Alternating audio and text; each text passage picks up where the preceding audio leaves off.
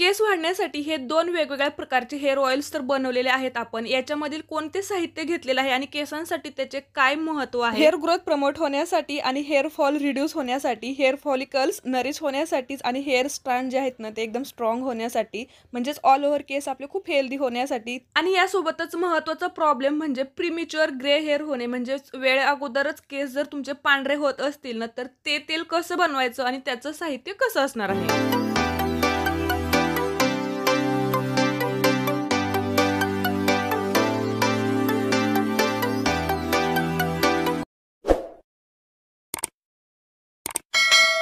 Hello friends, मी वर्षा आपलं सर्वांचं मनापासून स्वागत करते. कशा आहात सगळे? मी मस्त आणि मजेत आहे.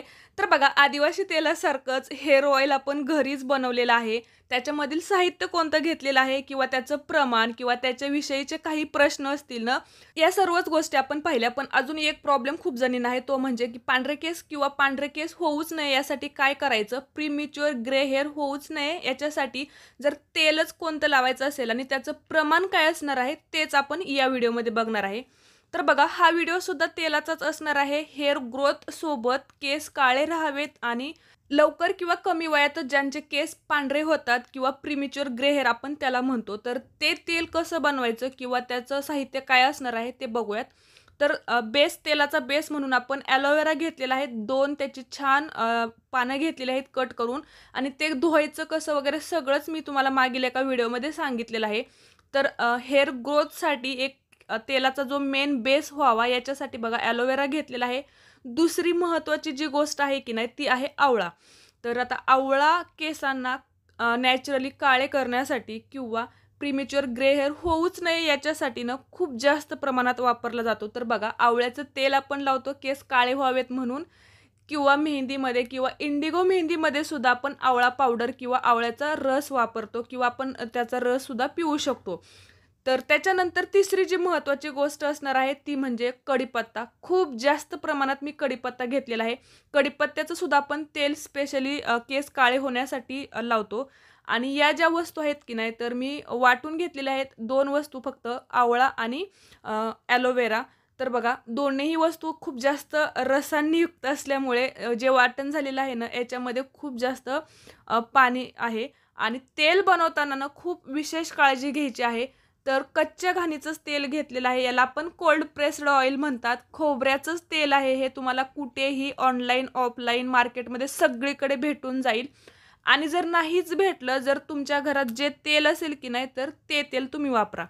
आता इकडे बघा, अजून तुम्ही काय करू शकता तर तिळाचं तेल वापरू शकता, मस्टर्ड ऑइल वापरू शकता, बदाम ऑइल वापरू शकता किंवा मिक्स केलं ना वेगवेगळं तेल प्रमाण घेऊन तरीसुद्धा चालेल. तर लोखंडी कढईत आपण हे तेल बनवतोय आणि सगळ्यात अगोदर मी कलोंजी टाकलेली आहे. आता कलोंजीविषयी खूप जास्त कमेंट्स येतात.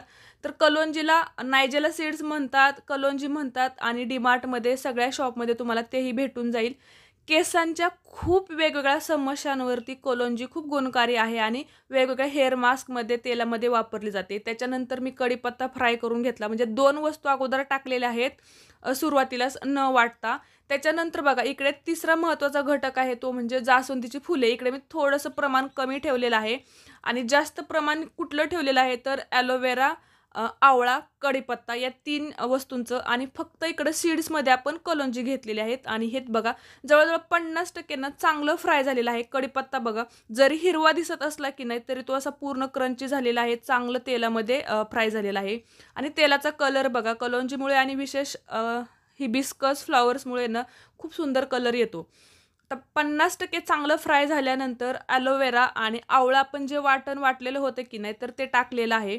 आता गॅस जरी मोठं असला की नाही तर याच्यात पाण्याचंच प्रमाण म्हणजेच मॉइश्चर इतकं आहे की नाही तर ते पटकन मिक्स व्हायला आणि तिथून पुढे फ्राय व्हायला थोडासा वेळ लागतो. इकडे थोडंसं पेशन्स ठेवायचे आहेत आणि हे चांगलं आपल्याला फ्राय होऊ द्यायचं आहे. थोडंसं ब्राऊन कलर आलाय म्हणून लगेच गॅस बंद करायचा नाही. तर आणि पटकन व्हावं म्हणून लगेच मोठा गॅस करून पण फ्राय करायचं नाही. तर बघा थोडंसं लो टू मीडियम हायवरती करायचं आहे. शेवटी मी तुम्हाला सगळंच शेवटपर्यंत व्यवस्थित दाखवणार आहे. मी सुद्धा खूप थकलेली होती, पण काय करणार तरीसुद्धा ते केलेलंच आहे. त्याच्यानंतर बघा टेक्स्चर कसं चेंज होत जातं. सुरुवातीला तुम्हाला कसं दिसत होतं, मध्यंतरी कसं दिसत होतं आणि शेवटी बघा तुम्हाला मी दाखवण्यासाठी गॅस मोठा केलेला आहे. मोठा जरी गॅस असला ना, तर यामधील बबल्स जे असतात ना, ते कमी होतात आणि तेल बघा असं जे पूर्णपणे वाटण केलेलं होतं की नाही त्याच्यापासून सुटलेलं आहे. म्हणजे ते चांगलं फ्राय झालेलं आहे. पूर्ण तेल बाहेर निघतं. म्हणजे तुपाची जशी प्रोसेस असते ना, थोडंसं त्या प्रकारामध्येच आणि असं चांगलं जर ज्यावेळेस उकळून तुम्ही चांगलं फ्राय करून जर हे बनवलं ना, तर खूप जास्त दिवस टिकायलाही मदत होतं आणि त्याचे इफेक्टसुद्धा तसे चांगलेच आहेत. तर असं हे छान तेल उकळलेलं आहे आणि याच्यानंतर बघा बनलेलं आहे झाकून ठेवायचं. कढई जोपर्यंत गरम असते की नाही तोपर्यंत ते तसंच ठेवायचं. म्हणजे जरी या वाटणामध्ये थोडाफार जरी ओलसरपणा कुठे राहिलेला असेल ना, तर गरम कढईमध्ये तो सुद्धा जातो आणि तेल आपलं एकदम प्युअर बनतं. आता हे झाकून ठेवलेलं आहे मी. आता हे आपल्याला पूर्णपणे गाळून घ्यायचं आहे. तर साहित्यांचं प्रमाण तुम्हाला कळलेलंच असेल. आवळा आपण खूप जास्त प्रमाणात वापरलेला आहे आणि कढीपत्तासुद्धा. त्याच्यामुळे बघा तुमच्या लक्षात आलेलं असेल की जे वाटण आहे ना हे सुद्धा लगेच काळसर बनतं. कारण की लोखंडी कढई त्याच्यामध्ये ज्या केस नॅचरली काळे करण्यासाठी ज्या वस्तू वापरलेल्या जातात की नाही, तर त्याच वस्तूंचं जास्त प्रमाण वापरलेलं आहे. त्याच्यामुळे हे जे सगळंच वस्तू बघा असं काळपट होतात. तेलाला लगेच जरी रंग तसा नाही ना आला, तरी त्याचे इफेक्ट्स तसेच असतात. साठवून ठेवल्यानंतर हळू-हळू त्याचासुद्धा थोडा-थोडा कलर चेंज होत जातो आणि खूप इफेक्टिव्ह आहे हे तेल हेअर ग्रोथ सोबत. वेळेच्या अगोदरच जर तुमचे केस पांढरे होत असतील, त्यालाच आपण प्रीमॅच्युअर ग्रे हेअर म्हणतो आणि खूप प्रमाण वाढलेलं आहे आता. कारण की एवढे प्रॉडक्ट वापरतो, एवढे काहीही केसांवरती ट्राय करतो याच्यामुळे.